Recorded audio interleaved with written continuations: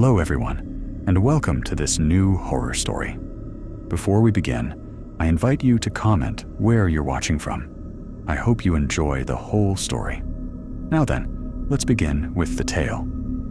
Hi, my name is Martin. I'm 29 years old, and I'm a math teacher at a public high school in Valparaíso, Chile. And what I'm about to tell you, honestly, I still have a hard time believing it. It happened almost a year ago, but there are still nights when I can't sleep. Sometimes, when I close my eyes, I smell the damp earth, the old smoke. I hear those distorted whispers the wind carried through the trees. This story I'm going to tell you changed me forever. I'm a pretty quiet guy. I work all day, come home, eat something quick, grade papers, and go to bed exhausted. The routine consumes me. Living in Valparaíso isn't easy. The noise, the steep streets, the constant hustle and bustle. Besides, these last few months I was overwhelmed. I'd taken on more hours than I should have. The stress, the pressure from parents, the problems of some students, it was all draining me. I felt isolated. My friends barely talked to me anymore. I didn't make the effort either, except for Esteban. Esteban is one of those friends who's known you since childhood. And even if you don't talk for months, when you do, it's like no time has passed. One night, he texted me on WhatsApp. He said he was going camping in the Quilpué forest, a kinda hidden spot, inland, near Limache, and that I could use the chance to disconnect. Come with me, brother. We'll take a tent, a campfire, and some beers, and I promise you'll come back a different man. At first I laughed. I told him it wasn't really my thing. But the next day, after another endless day of grading and noisy students, I agreed. I needed air, silence, space. Little did I know that what I'd find in that forest wasn't what I thought. We left one Friday afternoon. Esteban picked me up in his truck. We loaded the backpacks, the tent, flashlights, a small stove, food. Everything was planned for one night. Nothing more. It took us a little longer because it had rained days before, and the path was muddy. When we got to the forest, it was already night.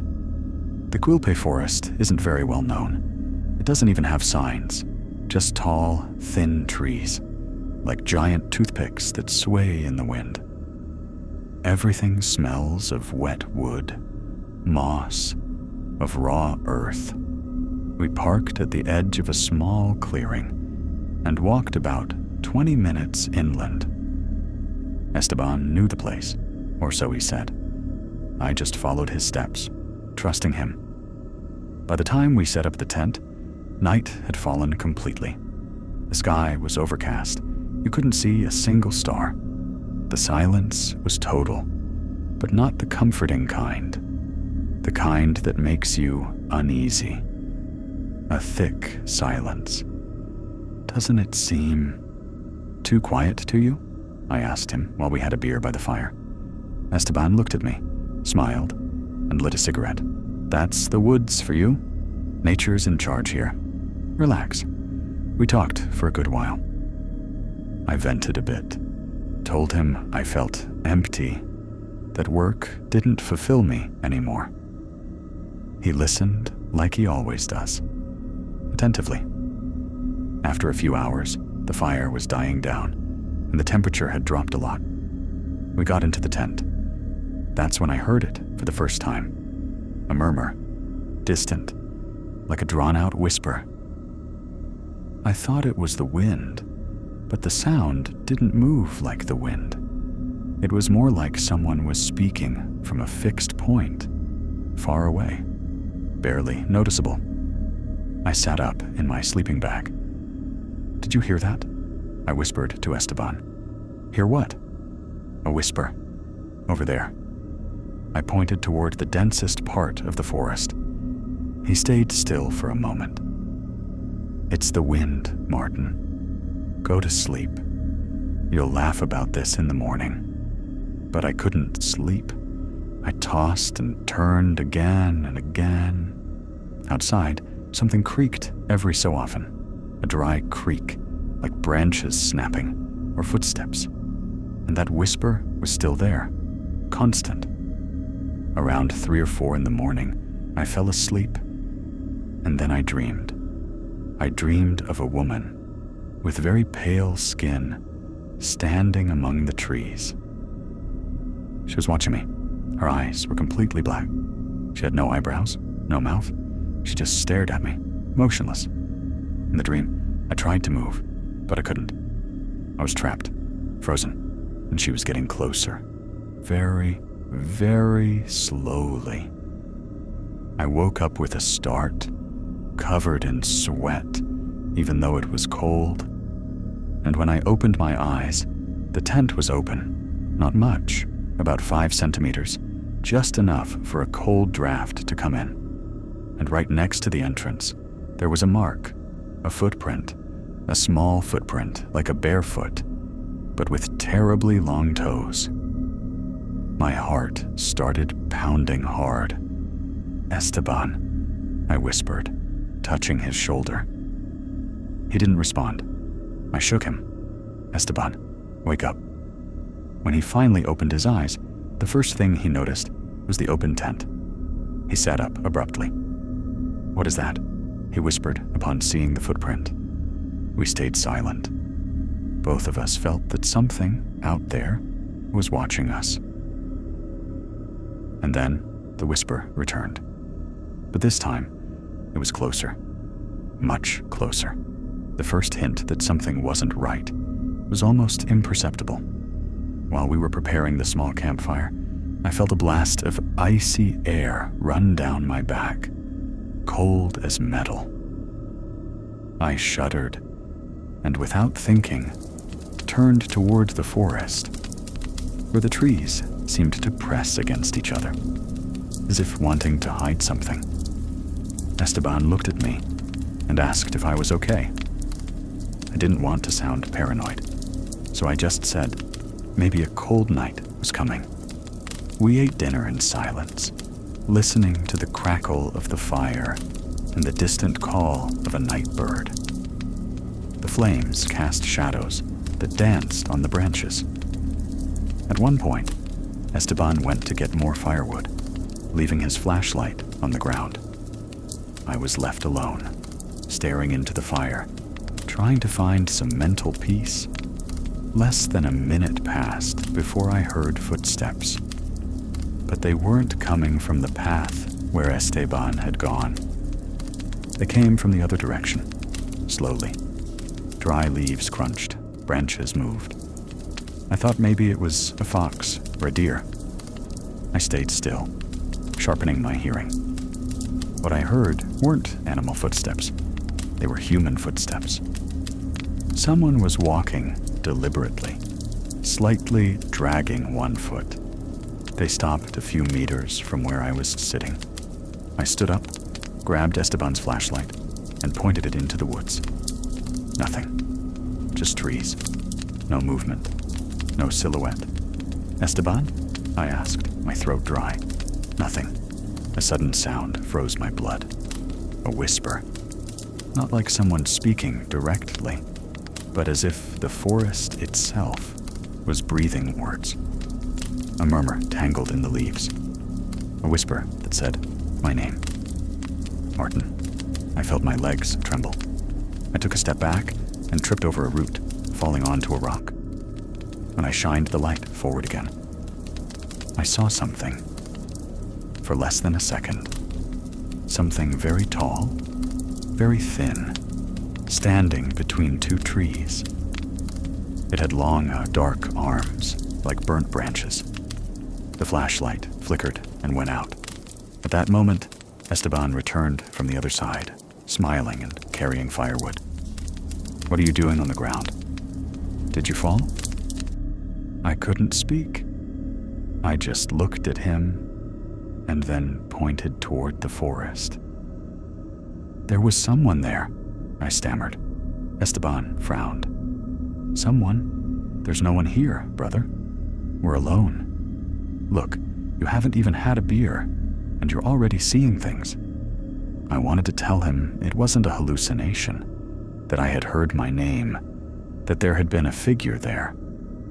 But when I turned around again, everything was the same. Silence, darkness, motionless trees. We returned to the fire. I tried to seem normal, but the fear didn't leave me. I didn't say anything else. I noticed Esteban seemed a bit tense, too, though he tried to hide it. He said that after eating, we could get in the tent, but the night was very dark. When we lay down, I had trouble sleeping. Outside, the forest creaked. The wind seemed to whisper in all directions, and then I heard it again. "Martin, come back." I sat up suddenly. Esteban was sleeping soundly. I slightly opened the tent and looked outside. Nothing, but the air was thick, heavy, as if something invisible was enveloping me. And there, at the edge of the clearing, I saw the silhouette again, motionless, watching me. I couldn't see a face, but I could feel its gaze. I felt my thoughts slipping away, as if they didn't quite belong to me anymore. A voice in my head told me to go out, to follow it, that it was time to return. Return. To where? I shut myself back in the tent, my heart pounding against my chest like a drum. I covered my head with the sleeping bag and waited for dawn. I woke up with the dawn light filtering through the trees. My back hurt from sleeping poorly, and my head throbbed with a strange heaviness. Esteban was already outside, heating water for coffee. His attitude was more serious. Something in his expression told me he hadn't slept well either. "Did you sleep?" I asked as I came out of the tent. He looked at me and hesitated for a second. "Barely. I had weird dreams," he said, then avoided the topic. "We could explore a bit south of the clearing today. There's a ravine with a nice view." I didn't want to go further from the path, but I also didn't want to seem paranoid. So I agreed. We walked for almost an hour, among tall, damp trees. The place had a disturbing beauty. Everything seemed ancient, as if the forest hadn't been touched by time. In some spots, moss covered the trunks like a living skin, and the sound of our footsteps was swallowed by a kind of deep, almost sacred silence. It was Esteban who found it. It was half hidden behind some twisted roots, a stone structure, like a small altar covered in lichen, with carved symbols we didn't recognize. In the center was a pile of small bones and a wooden figure, humanoid, with exaggeratedly long arms and a head carved into a point. It was looking at us, even though it had no eyes. What do you think this is?" asked Esteban, his voice barely audible. "Some kind of totem, maybe?" I replied, feeling a pressure in my chest. "This wasn't here the last time I came. I swear." I crouched down to look at the symbols. One of them looked like a spiral with a line through it. It gave me a strange dizziness to look at it for too long. Then I noticed that on the lower part of the altar, someone had carved names. My blood ran cold. One of them was mine. Martin Silva. I stumbled back. "What is this, Esteban?" "I don't know," he said, clearly disturbed. I swear it wasn't me. But I didn't believe him anymore. I felt something watching me from within the forest, that all of this had an intention. And I didn't know if Esteban was really as innocent as he claimed. "Why did you bring me here?" I asked, trying to stay calm. Esteban raised his hands. I just wanted you to get out of the house, to clear your head. You haven't been yourself, Martin. You haven't been right for months. I just wanted to help you. I didn't know we'd find this, but I wasn't so sure anymore. Around me, the air felt heavy, as if the entire atmosphere was charged with electricity. I began to hear a low hum, like a deep, subterranean chant, whose origin we couldn't pinpoint. We turned around and hurried back to the campsite. Nothing seemed different, but we felt that something had changed, as if the forest knew we had found what we weren't supposed to see. That night, we decided not to light a fire. We ate cold food in silence. We didn't say it out loud, but we both knew we weren't alone. Before sleeping, I went to the edge of the clearing, trying to get a signal on my phone. Nothing. But as I pointed the device towards the sky, I noticed a figure among the trees. Again, standing, motionless, just like the last one, but now closer. And then I heard Esteban's voice from the tent. Martin, what are you doing out there? I turned to answer him, but I saw that Esteban was standing right beside me. And then I realized that the person who had spoken to me from the tent wasn't him. I instinctively backed away, tripping over a root and falling to the ground. The flashlight I was carrying went out when it hit the damp earth. I crawled backward, my heart pounding against my chest like a war drum. Esteban was next to me, pale, his eyes fixed on the tent. "Did you hear that too?" he asked, without looking at me. I nodded. "That voice, it was yours," he whispered. "But it wasn't you." The tent remained closed and still, silent. But we knew something was inside. "What if it's just an echo?" I said, trying to convince myself. "There's no echo in the woods. It's inside." "What if it's just an echo?" I said, trying to convince myself. "There's no echo in the woods," he replied, without moving. "There never has been." Then the tent's zipper began to open. Slowly, as if invisible fingers were pulling it with a calculated slowness. The metallic sound dragged across the fabric, like a knife sliding over taut skin. We didn't wait for it to finish. We ran. I don't remember how long we ran, but it was long enough to lose all sense of where we were. Branches whipped my face, my chest, my arms. I felt no pain, only a primal, ancestral terror, as if my body knew it was fleeing from something that should not exist. We stopped when we saw a small, abandoned shack among the trees, covered in ivy and rotted through. The door was ajar. We hesitated, but staying outside seemed even worse. We went in.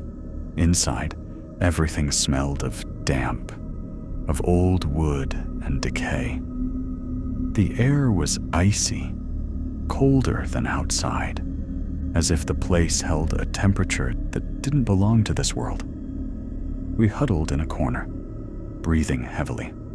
"This is my fault," Esteban whispered. "There's something I didn't tell you." I turned toward him, but I couldn't see his face well in the shadows. "What?" "When I came here alone, months ago, I found the altar too. But it was destroyed. I rebuilt it, just out of curiosity. I thought it was some kind of local craft. I didn't know it would wake something up." My lips went dry. "Wake what up?" He didn't answer. At that moment, something hit the outside wall of the shack. A dry, hard thump. Then another. And another. It wasn't branches. It wasn't the wind. It was something with weight. Something that knew where we were. I crawled to the window, and through a crack saw something that froze my blood. The wooden figure from the altar. It was walking. Not floating, not gliding. It walked awkwardly among the trees, as if struggling to hold up its own carved body. But it was coming toward us, faceless, eyeless, expressionless, but with an intention as clear as the fear pounding in my chest. "It's here!" I yelled at Esteban. But he already knew. He was on the floor, trembling, repeating a word between his teeth. "Mahuida, Mahuida, Mahuida." "What are you saying?" I asked, my voice cracking. Esteban turned his face toward me, pale, as if all the blood had completely drained from him. His lips were cracked, and his eyes were wide, bulging, as if he had just looked upon something that should not exist. "It's a man. I found him carved behind the altar. Mahuida. He is part of the forest. No, we shouldn't have entered. I wanted to ask more, but a new blow shook us. The door shuddered. The hinges screeched as if screaming. The entire frame trembled, each impact more intense than the last. It was no longer a presence that wanted to enter. It was something that demanded to. Something that knew this place far better than we did. In the middle of the chaos, something made me look at the floor. Maybe it was a glint. Maybe it was the way the rotten rug lifted slightly from the force of the blows. The fact is, I pulled it aside in desperation. And there it was. A circle of ash. Dark. Perfect. Marked on the wooden floor. Inside it, a broken spiral, exactly like the one on the altar. It wasn't decoration. It wasn't a coincidence. "Esteban, this isn't a shack," I said. "It's a trap, a seal, something that was containing that. And what if we broke it?" he asked, his voice hoarse. "What if what we woke up wasn't sleeping, but locked away?" The answer came before it could be put into words. The door fell. It didn't break. It didn't shatter into splinters. It simply fell, as if surrendering, as if it knew resistance no longer had any point. The frame disintegrated with a dry crunch, and immediately the air changed. It became denser, darker, literally dark. The night outside wasn't like before. It wasn't the darkness of the forest. It was a thick blackness that advanced like living fog. It slid across the floor, climbed the walls, and in the middle of it, unhurried, soundless, the figure crossed the threshold. It had no face. It had no fixed shape. It was as if the reality around it bent slightly where it stood, as if its presence warped the very logic of things. But despite its imprecision, we knew it was looking at us, that its attention was fixed on us, and that it didn't like what we had done. The circle of ash began to burn with bluish flames, an unnatural fire, without heat, without smoke. The flames formed a spiral dance, and inside them, the figure stopped. It didn't cross the circle. It didn't try to advance. It just stayed there, in the center of the fire, completely still, as if it was waiting for something. Esteban fell to his knees, sobs shaking him. "We didn't bring it," he said. "It called us, and we came." The sentence hit me like a memory refusing to surface. Was it possible? Was that what I had felt since the first night? The voice in the tent, the whisper in my exact tone. It had been an invitation, or an order. My mind fragmented, only loose images. Esteban screaming my name, the blue fire rising to the ceiling. Mahuida, the wooden figure, moving without moving, a crackling in the air, like branches snapping in another dimension, as if time around it didn't follow our laws. I closed my eyes. I covered my ears. I curled up against the wall, repeating my name, like an anchor, like a spell. Martin, Martin, Martin. I felt that if I stopped saying it, something in me would be lost, that my memory, my identity, my soul would be absorbed by the fire. And then, silence. Not a normal silence. It was total, absolute, as if sound had been extinguished at its source. I opened my eyes slowly. There was no fire, no figure, no movement. I was on the floor. The shack was the same, but not quite.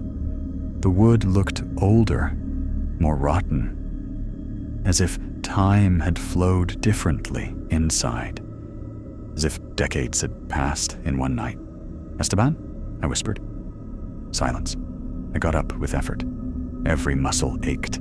I had dirt on my clothes, on my skin, dried blood on my legs and arms. The altar had disappeared. The wooden figure, too. The circle of ash was just a shadow on the floorboard. And the door was back in its place, as if it had never been torn down. I stumbled outside, my eyes irritated by the clarity of the dawn. Outside, only silence. The forest just as thick, but more alien, more awake. "Esteban?" I shouted. Nothing. I walked. First slowly, then desperately, for hours. The sun rose and fell between the branches, confusing me, until I found a group of hikers near the road. They looked at me with a mixture of fear and pity. They say I was speaking incoherently, that I was babbling about a faceless figure and blue fire. They took me to the hospital. They ran tests. They found no drugs, only severe dehydration, trauma. They interrogated me. They asked about Esteban. I told them everything, or at least what I could put into words. The police went to the forest.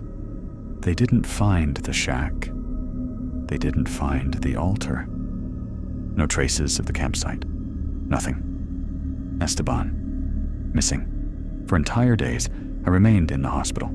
They asked me questions I no longer knew how to answer. Sometimes, when I closed my eyes, I saw the figure again. Stopped, right at the edge of the blue fire, waiting. It was as if every night I repeated the same scene, but with slight variations, as if what I had lived through hadn't ended, but was only just beginning to rot inside me, growing slowly. A whisper without language, constant, that settled deep in my ear. When they finally discharged me, I went home. But everything was different. My apartment in Valparaíso, which had once seemed like a refuge, became narrow, oppressive. The walls echoed sounds I didn't make. The shadows stretched longer than they should. I tried to return to work, to teach. I'd sit in front of my students and feel like I was speaking from another world. I no longer cared about logarithms or derivatives.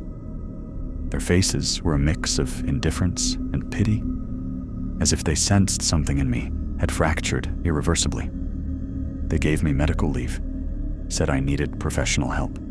I tried. I visited psychologists, therapists, even a psychiatrist. They medicated me.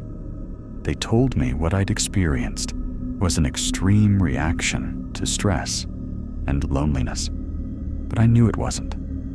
It wasn't a hallucination. It wasn't a psychotic episode, because every so often, I heard it. Sometimes at dusk, other times, upon waking, a dry sound like branches snapping under the weight of something invisible, and a name whispered right behind my ear. Mahuida. Esteban was still missing. I checked forums, search groups, local news. Nothing. As if the earth had swallowed him. His family organized a symbolic memorial. I went. I sat in the last row and didn't say a word. They hugged me. They asked if I believed he was alive. I lied. I told them yes. I went back to the sketches he had shown me. The drawings of the altar, the spirals, the figure with branches coming from its torso. There were details I hadn't noticed before. Tiny symbols around the circle, similar to ancient Mapudungun, as far as I could tell. I researched.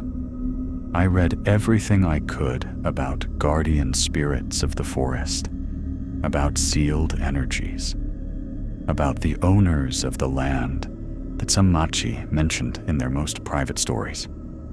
The word Mahuida appeared here and there, but always with reverence. Never as a specific entity, always as something invoked, but not named twice, as if pronouncing it lightly was a way of inviting it. And I had already done so many times. One day, I decided to go back. I didn't really know why. Maybe out of need. Maybe because I dreamed of Esteban every night. And he always looked at me from the edge of the fire, just like the figure, faceless, voiceless. I went back alone. I left the car in the same spot. I walked. Everything was denser. The forest had closed in on itself. I swear. The trees were taller, closer together, as if the terrain had changed to bury its own secrets. For hours, I found nothing. The path we had taken before didn't appear. I thought about giving up, until I saw it. A scrap of fabric hanging from a branch. It was part of Esteban's sweatshirt. My body acted on its own. I kept walking. I pushed through brambles, roots, crevices, time bent. I don't know how long I walked. The sun changed position several times. And then, between two rocks, I saw it. The shack. But it was different. Older. More rotted. As if it had been there for decades. It no longer had a door. Frame stood open, and inside, only silence. I moved forward slowly, holding my breath. The altar was gone. So was the circle. Just a hole in the floor, as if something had emerged from below, breaking through the wood. I went down. A small, damp, underground space, with roots hanging from the ceiling, and a smell of rotten earth. At the back, a figure. I approached. It was Esteban, or what was left of him. He was standing, motionless. His eyes were open. He wasn't blinking. He wasn't breathing. But he wasn't dead. His lips moved slightly. "You can't take me out," he said. I froze. "What did they do to you?" "They didn't do anything," he responded, his voice rough. I let them in. His body had branches fused with his skin, as if he had taken root, as if the forest had swallowed him, and then spat him back out. Changed. "Why did you come back, Martin?" "I came for you." "That's a lie." And then I felt it. The presence. It didn't arrive from a corner. It didn't appear suddenly. It had always been there, in the air, in the ground, in me. Only now it decided to reveal itself. A whisper, a creak, a shadow that didn't cast a form, but intentions. Something that slid without weight, but filled everything with gravity. Esteban closed his eyes. "It chose you," he said. "It was always you." And the figure I saw that night, was now behind me. I didn't turn around. I couldn't. It was as if my whole body knew. If I dared to look, something in me would break forever. But still, I felt it. Same icy, rough energy I had perceived that night in the shack. An invisible weight compressing the air, squeezing my chest with invisible fingers. My eyes burned. My heart hammered arrhythmically. And without knowing how, I knew there was no turning back anymore. Esteban trembled. His roots creaked as if tensing. He was tearing apart from the inside. "You have to leave," he whispered. "Don't stay." But I didn't move. The creature's whisper, because there was no doubt now that's what it was, filled the underground room, but not with words. It was as if the earth itself spoke, as if the forest breathed through it. And the worst part was that it wasn't just fear I felt. It was fascination. It was trapping me, dragging me in with a language I didn't understand but recognized, as if speaking from some ancient, primitive corner of my mind, as if what was in me wasn't entirely mine. A part of me wanted to stay. "Martin?" Esteban's voice was firmer, like an anchor thrown into a storm. "It's not what it seems. This isn't a calling. It's a trap." I forced myself to step back. 1 step. 2. My legs hurt, as if I were walking through mud. My whole body felt heavy. The shadow seemed to expand, occupying more and more space, and just as I touched the wooden ladder, I felt a pressure on my shoulder. Not a blow, not a claw. A touch. Warm. Intimate. Like a hand recognizing what was its own. I turned around reflexively, and then I saw it head on. It had no clear form, but it had eyes, or something that imitated them. Black, deep, like 2 pits that gave back no reflection. The face was a tangle of bark and smoke. A humanoid body, but composed of what the forest had rejected. Dry branches, rotten moss, animal bones, shreds of tanned hide, and yet there was something beautiful in it. Ancient, timeless. The creature tilted its head slightly, in a kind of greeting, and it spoke. "You have always been alone, Martin." I felt a tremor, not in the ground, in my mind. "You have always been looking for something more, something to take you out of your body, out of your routine, the empty classroom, the insomnia, the silence in your bed, the walls that don't answer. I heard you. It didn't speak with sound. It did so directly in my thoughts. And that shattered me. I can give you a place, a purpose. You will be part of something larger. You will never be alone again. You just have to let yourself sink." And for a moment, I considered it, because it was right, because there was truth in its words. I was broken, shattered, empty.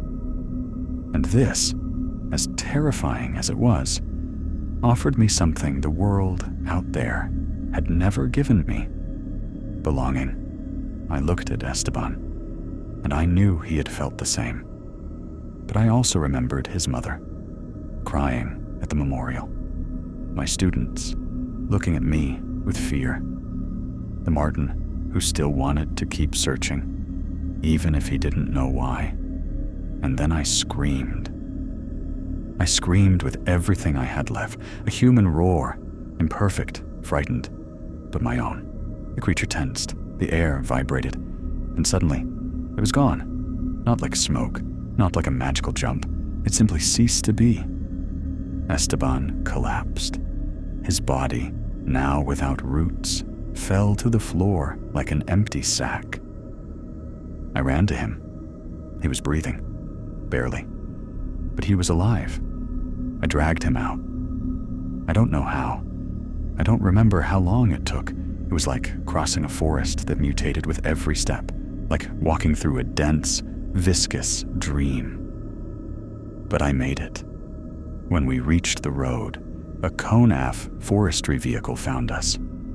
They looked at me with horror. My eyes were bloodshot, my body covered in scratches, my hands full of dirt and dried blood. Esteban didn't speak. They hospitalized us both. The medical report said we had suffered prolonged exposure to extreme conditions and a possible shared psychotic episode. No one believed anything else. Esteban never spoke again. Not a word. He lives in a facility in the south. I visit him sometimes. He sits by the window, He watches the trees. I was discharged. I went back to teaching. I recovered part of my routine. But every time I leave the building, every time I cross a square with trees, every time the wind blows strong and brings that smell of damp earth and roots, I know it's still there, waiting. Because it wasn't just an entity. It was part of me, and I was part of it. And the worst thing is, on my worst nights, in those moments of insomnia where the world fades and it's just me with my thoughts, I find myself repeating its name, like a prayer, like a broken promise. Mahuida. Well, that was the story.